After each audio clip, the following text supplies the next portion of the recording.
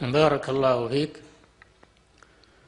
وأنا أشرت إلى هذا أو إشارة خفيفة اللي يقول أن الشيخ أنه جاء بمذهب جديد. أنا قلت أتحداه أن يبين لنا ما هو هذا المذهب الجديد الذي خرج به الشيخ عن جادة أهل العلم وعن السلف الصالح، بين لنا هذا.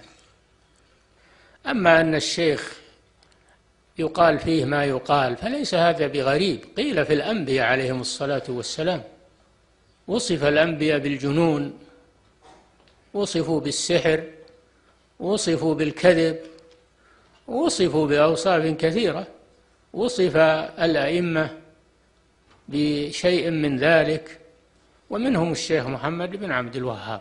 فلا غرابة في هذا أبدا، ولا يضر الشيخ، وإنما يرفعه الله بذلك، يرفعه الله بذلك.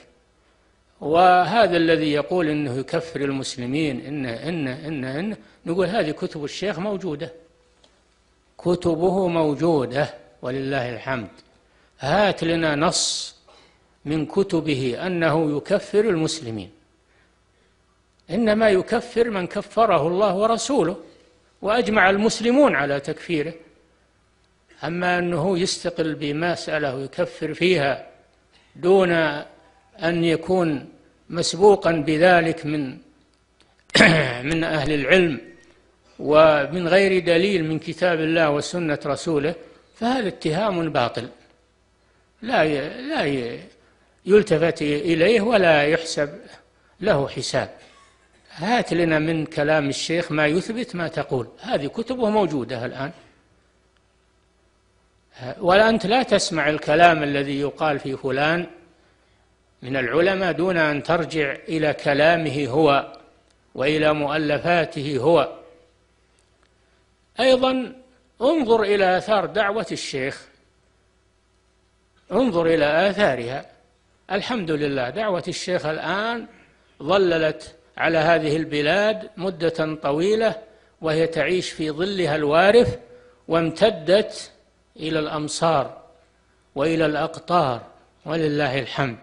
فلو كانت دعوة فاشلة أو دعوة على غيرها هدي الكتاب والسنة لما نجحت، مثل غيرها من الدعوات التي لم تقم على أصل. ما أكثر الدعاة وما أكثر الجماعات الدعوية، لكن أين الآثار؟ رجل واحد هذه آثار دعوته، أين آثار دعوة هؤلاء؟ وما السبب في هذا؟ السبب الأصل الذي تقوم عليه الدعوة. فالواقع يكذب هؤلاء ولله الحمد. نعم.